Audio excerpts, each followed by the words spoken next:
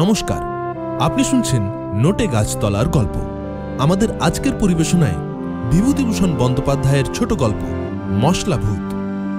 বিভূতিভূষণ বন্দ্যোপাধ্যায় বাংলা সাহিত্যের অন্যতম জনপ্রিয় ঔপন্যাসিক এবং গল্পকার। তাঁর সৃষ্টি পথের পাঁচালী, আরণ্যক, আদর্শ হিন্দু হোটেল, হীরামানিক জলে, চাঁদের পাহাড় বাংলা তথা বিশ্ব সাহিত্যের এক অমূল্য সম্পদ। জন্ম 12 সেপ্টেম্বর 1894 সালে, মৃত্যু 1 নভেম্বর 1950 সালে। আজ কামিনী প্রকাশালয়ের বিভূতি গল্প সমগ্র বইটি থেকে পড়ছি মশলাভূত। গল্প পাঠে বিভিন্ন চরিত্রে, গল্পের ধ্বনি পরিকল্পনা এবং সম্পাদনা আমি প্রীতম গাঙ্গুলি, গল্পের পোস্টার ডিজাইন অঞ্জন মহান্তি। শুরু হচ্ছে আজকের গল্প মশলাভূত।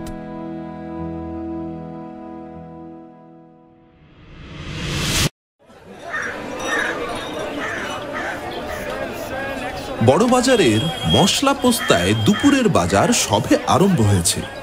হাজারি বিশ্বাস প্রকাণ্ড ভুঁড়িটি নিয়ে দিব্যি আরামে তার মশলার দোকানে বসে আছে। বাজার একটু মন্দা, অনেক দোকানেই বেচা কেনা একেবারেই নেই বললেই চলে, তবে বিদেশি খদ্দেরের ভিড় একটু বেশি। হাজারির দোকানে লোকজন অপেক্ষাকৃত কম। ডান হাতে তালপাতার পাখার বাতাস টানতে টানতে হাজারি ঘুমের ঘোরে মাঝে মাঝে সামনের দিকে ঝুঁকে পড়ছিল। বলি ও বিশেষ, এমন সময় হঠাৎ কার পরিচিত গলার স্বর শুনে সে চমকে উঠল। বিশেষ মশাই! বার দুই হাঁক ছেড়ে যতীন ভদ্র তার ডান হাতের লাঠিটা একটা কোণে রেখে দিয়ে সম্মুখের খালি টুলটার উপর ধপাস করে বসল। হরি হরি। যতীন হাজারি বিশ্বাসের সমবয়স্ক, অনেক দিনের বন্ধু। ভাগ্যলক্ষ্মী এত কাল তার উপর অপ্রসন্ন ছিল। হালে সে হাজারির পরামর্শে মশলার বাজারে দালালি আরম্ভ করেছে। 2 পয়সা পাচ্ছেও সে। যতীনের মোটা গলার কড়া আওয়াজ পেয়ে হাজারি খুব আগ্রহান্বিত হয়ে উঠে বসল। হাজারি বিলক্ষণ জানত যে যতীন যখনই আসে কোনো একটা দাও বিষয়ে পাকাপাকি খবর না নিয়ে সে আসে না। তাই সে যতীনকে খুবই খাতির করে। যতীন বললে, দেখো, শুধু দোকানদার হয়ে খদ্দেরের আশায় রাস্তার দিকে হাঁ করে চেয়ে বসে থাকলে তাতে আর টাকা আসে না, ঘুমই আসে। 5টা খবর রাখতে হয়, বুঝলে? হাজারি বললে, এসো এসো যতীন, ভালো আছো? অনেক দিন দেখিনি, কিছু খবর আছে নাকি? সেই খবরই তো দিতে আসা। এ বাজারে শুধু গণেশের পায়ে মাথা ঢুকলেই টাকা করা যায় না। অনেক হদিশ জানতে হয়, অনেক কাঠখড় পুড়িয়ে তবে টাকা, বুঝলে? এখন কি দেবে বলো? জানোই তো যতীন ভদ্র বকে একটু বেশি, কিন্তু খবর যা আনে একদম পাকা। যাক, এখন আসল কথা তোমায় যা বলি বেশ মন দিয়ে শোনো। যতীন অতঃপর হাজারিকে কাছে বসিয়ে চুপি চুপি তার কথাটি বলে গেল। যতীনের কথায় টাকার গন্ধ পেয়ে হাজারি কান খাড়া করে এমনি একাগ্রভাবে শুনে যেতে লাগলো যে সত্যনারায়ণের পাঁচালিও লোকে অতটা মন দিয়ে শোনে না। ব্যাপারটি এই।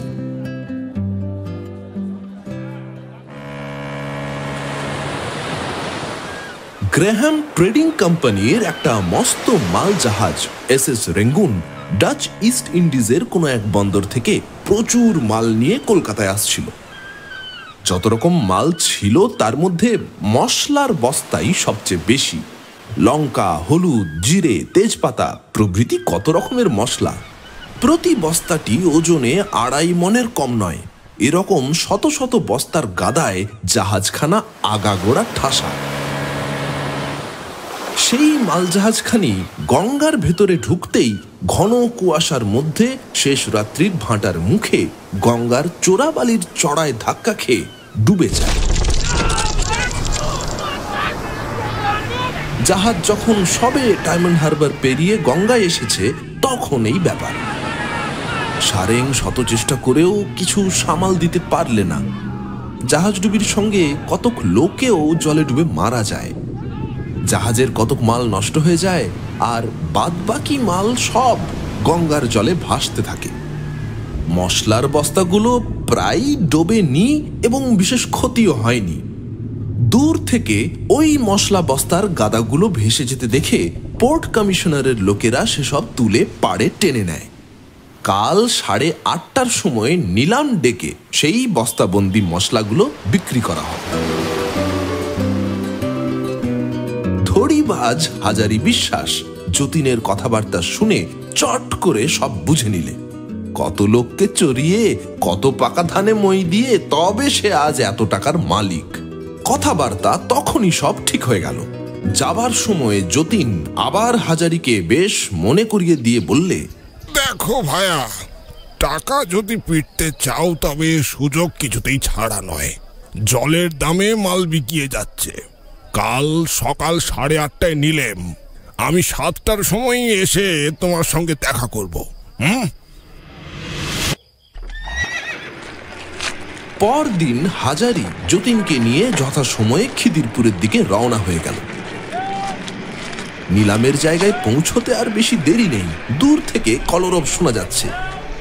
যতীন আগে আগে চলেছে, হাজারি পেছনে পেছনে ছুটছে। এত বড় সস্তার কিস্তিটা ফসকে না যায়। হাজারি যতীনকে বরাবর নিলামের কাছে বস্তাগুলো গুনতি করতে পাঠিয়ে দিয়ে নিজে শটান এক দৌড়ে সাহেবের কাছে গিয়ে মস্ত বড় একটা সেলাম করলে। সাহেবের সঙ্গে 2 মিনিট ফিসফাস করে কি কথাবার্তা বলে হাজারি ঊর্ধ্বশ্বাসে ছুটে এসে নিলামের ডাক বন্ধ করে দিলে। যতীন, এই যতীন, যতীন। যতীন বললে, কি খবর ভায়া? সুবিধে করতে পেরেছ তো? হাজারি খুব ব্যস্ত সমস্ত ভাবে বললে, পরে বলবো, কাজ হাসিল। এখন কত বস্তা গুনলে বলো দেখি। 100 বস্তা গোনা হয়ে গেছে। বাবা বাবা বাবা বাবা। বাস্তবিক উঁচু উঁচু গাদা করা মশলার বস্তাগুলোর দিকে চেয়ে হাজারির চোখ জুড়িয়ে গেল। সে যেদিকেই তাকায় দেখে অগুন্তি বস্তা সারবন্দি থামের মতো রাস্তা জুড়ে দাঁড়িয়ে আছে। ওহ, এমন দাও জীবনে কারোর ভাগ্যে একবার বই দুবার আসে না। এখন মশলা পোস্তায় কোনো রকমে তার গুদামে এগুলো চালান দিতে পারলে হাঁপ ছেড়ে বাঁচে। হাজারি যতীনকে তাড়া দিয়ে ডেকে বললে, ওহে ভায়া, শুভ কাজে আর বিলম্ব কেন? এখন লরি ডেকে তাড়াতাড়ি মাল বোঝাই করে পোস্তায় চালান দিয়ে দাও। হ্যাঁ, আমি ততক্ষণ এগিয়ে যাই। আচ্ছা আচ্ছা। একেবারে সব মাল লরিতে ধরল না। দ্বিতীয় ক্ষেপে বস্তা চাপিয়ে যতীন যখন পোস্তায় ফিরে গেল তখনও বিকেল আছে। সে এসে দেখে সবই অব্যবস্থা। রাশিকৃত বস্তার গাদা হাজারির দোকানের সামনে ফুটপাতে গড়াগড়ি খাচ্ছে। মাত্র 3টি লোক এতগুলো মাল তোলবার জন্য লাগানো হয়েছে। চতুর্দিকে লোকের মহাভিড়, হই হই ব্যাপার। এদিকে পুলিশ তাড়া দিচ্ছে। এই, জলদি মাল হটাও। হ্যাঁ, এক্ষুনি সরিয়ে নিচ্ছি। হাজারি কেবল চেঁচাচ্ছে। সে যেন কিছুই গোছগাছ করে উঠতে পারছে না। কাণ্ড কারখানা দেখে যতীন নিজেই কোমর বেঁধে লেগে গেল। প্রাণান্ত পরিশ্রমের পর সন্ধ্যার পূর্বেই সব মাল তোলা হয়ে গেল। বস্তাগুলি পাশাপাশি সাজিয়ে দেখা গেল ঘরে আর কুলোয় না। তখন বস্তার ওপর বস্তা চাপিয়ে দিয়ে কড়িকাঠ পর্যন্ত মাল ঠাসা হলো। গম্বুজের মতো এক একটা ফুলো ফুলো বস্তা, আর বস্তাগুলো উঁচুও কি কম। এইভাবে বস্তা ভরাট করে মাথার ঘাম পায়ে ফেলে যতীন আর হাজারি যখন বাড়ি ফিরল তখন রাত 10টা হলো। তাহলে সে রাত্রি গুদামে তালা লাগিয়ে দিয়ে প্রতিদিনের মতো হাজারির চাকর বাইরে শুয়ে রইল। শেষ রাত্রে মশলার গুদামে কি একটা শব্দ শুনতে পেয়ে আশেপাশের দোকানদারদের ঘুম ভেঙে গেল। তারা চোরের আশঙ্কা করে চাকরটাকে ডেকে তুললে। চাকরটা শশব্যস্ত হয়ে আলো জেলে বেশ পরখ করে এদিক ওদিক দেখতে লাগলো। কিন্তু চোর ঘরে ঢুকলো কি করে? গুদামের দরজা তালা বন্ধ, স্পষ্টই দেখা যাচ্ছে। খানিক বাদে আবার দুম দুম শব্দ। সকলে কান খাড়া করে রইল। বেশ মনে হলো এবারকার শব্দটা যেন হাজারির মশলার গুদামের ভিতর থেকেই আসছে, অথচ ঘরের দোর জানলা বন্ধ, বাইরে থেকে মোটা তালা দেওয়া। কি আশ্চর্য! চোর ভেতরে যাবেই বা কি করে? আর চোর টোর যদি নাই এলো তবে শব্দই বা করে কে? মাঝে মাঝে মনে হতে লাগলো ঘরের ভেতর থেকে ঠেলে বেরিয়ে আসবার জন্যে কারা যেন ভেতরে দরজায় ধাক্কা মারছে।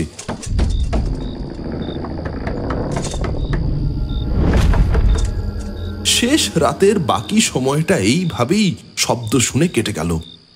আরো আশ্চর্য, ভোর হবার সঙ্গে সঙ্গেই গুদাম ঘর থেকে শব্দও আস্তে আস্তে মিলিয়ে গেল। সে রাত্রি এই পর্যন্ত। পরদিন সকালে মশলাপট্টির দোকানদারদের মুখে মুখে রাষ্ট্র হয়ে গেল যে হাজারির দোকানে ভীষণ কাণ্ড, ভীষণ চুরি। আসলে সত্যি যা নয় তার 10 গুণ বাড়িয়ে দিয়ে মিথ্যে রটাতে লাগলো। ক্রমে কথাটা হাজারির কানে উঠল। হাজারি বিশ্বাস খবর পাওয়া মাত্র দৌড়ে এসে তালা খুলে গুদামে ঢুকে দেখে বস্তাগুলো ঠিকই আছে, একটি মালও বেহাত হয়নি। কি ব্যাপার? তখন সে ভাবলে কিছু নয়। তার মশলা বস্তা দেখে যাদের চোখ টাকিয়েছিল এ নিশ্চয়ই সেই বদমাইশদের মিথ্যে কারসাজি। তারাই মজা দেখবার জন্য চুরির গুজব রটিয়েছে। কিন্তু ঘরে চাকরটাও যে বললে ভীষণ শব্দ শোনা যাচ্ছিল, এই শব্দ রহস্যটার হাজারি কিছুতেই কিনারা করতে পারলে না। চোর যদি এসেই থাকবে তবে কিছু নিলেও না, উপরন্তু শব্দ করে জানান দিয়ে চলে গেল। এ কি ব্যাপার? আচ্ছা, তবে কি তাকে ভয় দেখানোর জন্যই রাত্রিবেলা দুর্বৃত্তেরা এই সব আয়োজন করেছে? 7-5 ভেবে হাজারি সেদিনকার মতো কথাটা চেপে গেল। ভাবলে আজ রাত্রে আর বাড়ি না গিয়ে নিজেই দোকান পাহারা দেবে। করলেও তাই।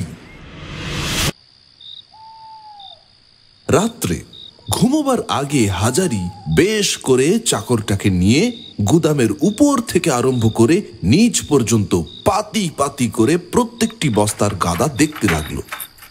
তারপর ভেতর থেকে জানলাটা খুলে রেখে ঘরে তালা লাগিয়ে দিল। তবে আজ একটা নয়, হবজের 4 লিভারের 2টো মস্ত ভারী তালা। হাজারি চাকরটাকে নিয়ে ঘরের সামনে শুয়ে নানান কথাবার্তার পর যখন ঘুমিয়ে পড়ল তখন রাত দুপুর। শেষ রাত্রের দিকে কি একটা শব্দ হতেই হাজারির ঘুম ভেঙে গেল। ঘরে চাকরটা আগেই একটা শব্দ শুনতে পেয়েছিল। গত রাত্রের ব্যাপারও তার বেশ মনে আছে, তাই সে নিজে আর কোনো কথা না বলে চুপ করেই পড়েছিল। কিন্তু খানিক বাদেই ও আবার কিসের শব্দ? ঝপাস, ধুম দুম দাম।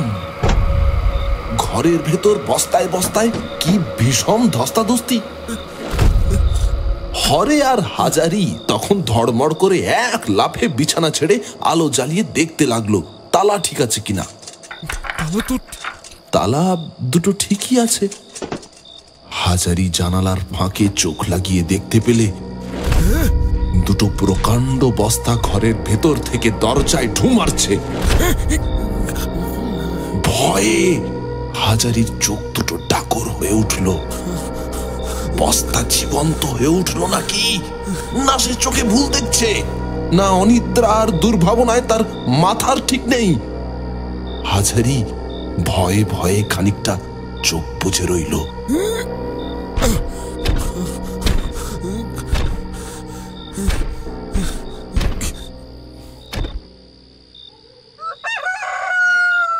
হাজারি যখন চোখ খুললে তখন ভোরের আলো জানালার গড়া দিয়ে ঘরে স্পষ্ট দেখা দিয়েছে। সঙ্গে সঙ্গে শব্দ টব্দ সব থেমে গিয়েছে। হরে অমনি বলে উঠল, বাবু, সেদিনও দেখেছি ভোর হতেই শব্দ থেমে যায়। হাজারি আর বিরক্তি না করে তালা খুলে ঘরে ঢুকে দেখলে কোথাও কিচ্ছু নেই। মালপত্র ঠিকই আছে, তবে কালকের থেকে আজ তফাৎ এই যে বস্তাগুলো যেটি যে জায়গায় দাঁড় করানো ছিল সেটি ঠিক সেখানে নেই। প্রত্যেক বস্তাটি যেন সরে সরে তফাতে হয়ে গেছে। একটা বস্তা আরেকটার ঘাড়ে কাত হয়ে পড়েছে। বিশেষ করে পেছন দিকের কতকগুলো বস্তা হান্ডুল বান্ডুল অবস্থায় পড়ে রয়েছে। হাজারি মহা ভাবনায় পড়ে গেল। চোরই যদি হয় তবে শব্দের সৃষ্টিপাত কেন? আর চোর ঢোকেই বা কোথা থেকে, আর বেরিয়েই বা যায় কেমন করে? অসম্ভব। তবে কি জাহাজ ডুবির লোকগুলো ডুবে মরে ভূত হয়ে মশলা বস্তায় যে যার ঢুকে বসে আছে? লাটের মাল কিনে অবধি দুরাত্রি তো এইভাবে কাটল। আজ তৃতীয় রাত্রি। হাজারির রোগ অসম্ভব বেড়ে গেছে। আজ সে মরিয়া হয়ে দুজন লোক নিয়ে সারা রাত্রি গুদামের বাইরে জেগে বসে রইল। হাতের কাছে যাকেই সে পাবে কিছুতেই আজ আর তাকে আস্ত রাখবে না। তার এই অভীষ্ট সিদ্ধি করার জন্যে দিনমানেই সে আজ ঘুমিয়ে নিয়েছে, পাছে রাত্রে ঘুমিয়ে পড়ে। ঢং ঢং ঢং ঢং। পাশের ঘরের ঘড়িতে 4টে বেজে গেল। হাজারির চোখের পাতা পড়ে না। সে ঠায় জেগে আছে, কোথাও কিচ্ছু নেই। কিন্তু হঠাৎ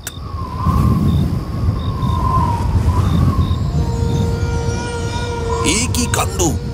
শত শত লোক একত্রে খুব দম নিয়ে নিঃশ্বাস টেনে ছেড়ে দিলে যেমন একটা ঝড়ের মতো সাই সাই করে শব্দ হয়, অবিকল তেমনই একটা শব্দ শোনা গেল। হাজারি আলো জ্বালিয়ে দিয়ে এক লাফে দাঁড়িয়ে উঠল। দোরগোড়ায় যে দুটো লোক শুয়েছিল হাজারি চট করে তাদের জাগিয়ে দিয়ে বললে, এই, তোরা শিগগির ঘরের পেছনটায় দৌড়ে গিয়ে দেখ দেখি চোরেরা সেখানে কোনো শীত কেটেছে নাকি। তারপর হাজারি গুদামের তালা খুলে ফেললে।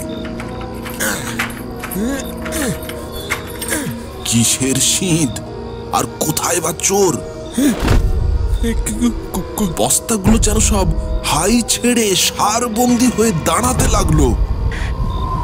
হরে চাকরটা ভয়ের সুরে বললে, বাবু, এই দিকে চেয়ে দেখুন।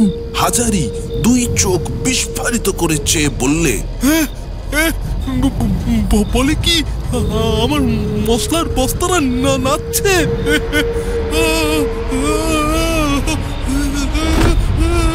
চাকর দুজন এই দৃশ্য দেখেই ভয়ে তে চম্পট।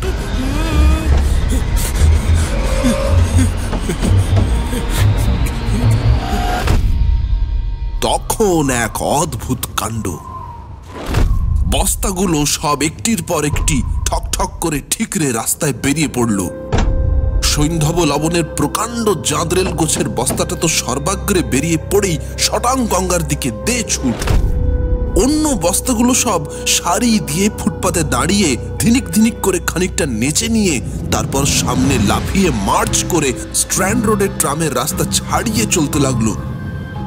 নিলামে কেনা বস্তাগুলো দলের অগ্রণী হয়ে চলেছে, পেছনে পেছনে চলেছে সার বন্দি গুদামের অন্য অন্য বস্তা। এইভাবে হাজারির মশলার গুদাম উজাড় হয়ে গেল। শেষ রাত্রি। আকাশে ভাসা ভাসা মেঘ, গঙ্গার জলে মেটে জ্যোৎস্না। হাজারি বিশ্বাস একা দাঁড়িয়ে। এ কি সত্যি না স্বপ্ন? নির্বাক হতবুদ্ধি হয়ে দাঁড়িয়ে ফ্যাল ফ্যাল করে চেয়ে দেখছে। লোক ডেকে চেঁচিয়ে উঠবে সে শক্তিও তার লুপ্ত। সার বন্দি মশলার বস্তাগুলো গঙ্গার ধারে পৌঁছলো এবং গঙ্গার উঁচু বাঁধানো পোস্তার উপর থেকে ধপাস ধপাস করে নিচে গঙ্গার জলে দিলে ডুব।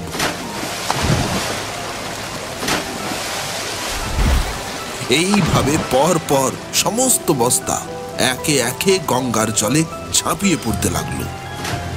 এবারেও আগে ডুবলো নিলামের বস্তাগুলো, তারপর গুদামের অন্য অন্য বস্তা।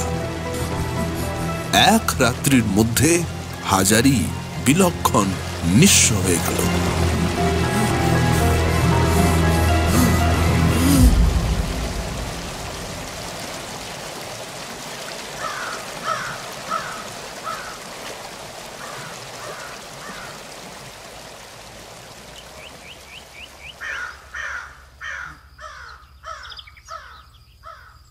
এই ঘটনা শোনার পর হাজারির প্রতিবেশী দোকানদারেরা সকলেই বিজ্ঞের মতো ঘাড় নেড়ে এক বাক্যে বললে, আমরা অনেক আগেই জানতাম। আরে ভরা অমাবস্যায় জাহাজ ডুবি, আর সেই লাটের মাল কিনলে কিপটে হাজারি বিশেষ। ভাগ্যিস আমরা বুদ্ধি করে ঘেছিনি, এ মাল কিনলে আমাদের কি রক্ষা থাকতো।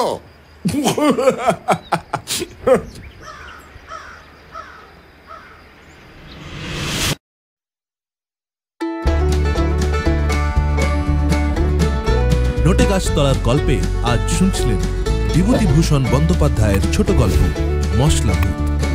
নোটে গাছতলার গল্পে একটু গা ছমছমে গল্প আজ কেমন লাগলো অবশ্যই জানান নিচের কমেন্ট বক্সে।